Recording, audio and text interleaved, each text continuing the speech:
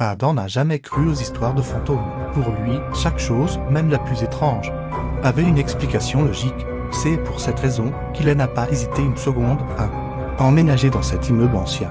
Malgré sa réputation un peu bizarre, l'immeuble comptait officiellement 12 étages. C'était écrit noir sur blanc juste à côté de l'ascenseur. Pourtant, dès la première nuit, quelque chose clochait. En montant à son appartement au 7e étage, Adam a cru voir, l'espace d'un instant, le chiffre 13 s'allumait sur le panneau de l'ascenseur avant de disparaître aussi vite qu'il était apparu. Il a froncé les sourcils. Un simple bug, a-t-il pensé pour se rassurer. Mais ce n'était que le début. Quelques jours plus tard, la 3e nuit pour être exact, Adam rentrait tard du travail. Épuisé. Il est entré dans un ascenseur et a appuyé machinalement sur le bouton 7. Les portes se sont fermées.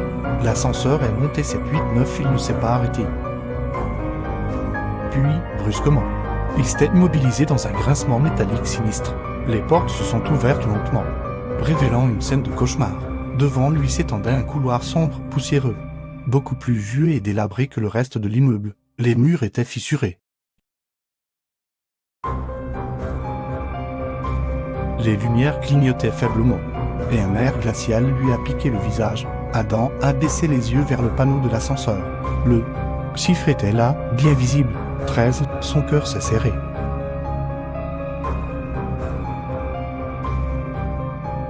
Pris de panique, il a martelé le bouton pour refermer les portes.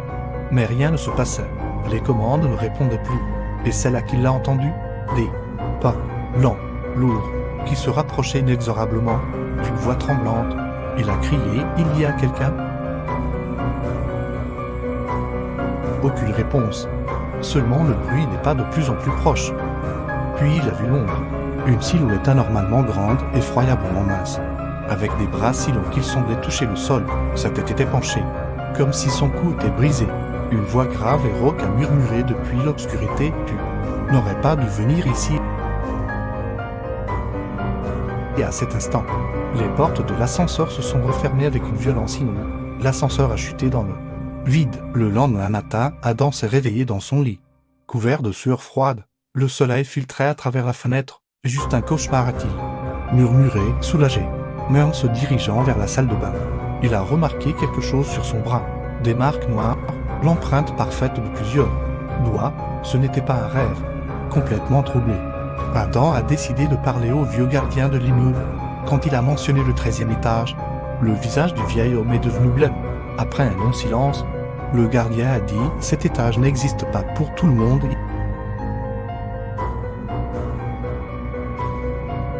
Il a sorti un carnet joli de sa poche. À l'intérieur, des dizaines de noms étaient inscrits. Tous étaient barrés d'un trait noir. Ceux qui montent à l'étage 13 ne reviennent jamais vraiment, a expliqué le gardien d'une voix faible. Qu'est-ce qu'il y a là-bas? A demandé Adam. Le cœur battant, le gardien a levé des yeux terrifiés.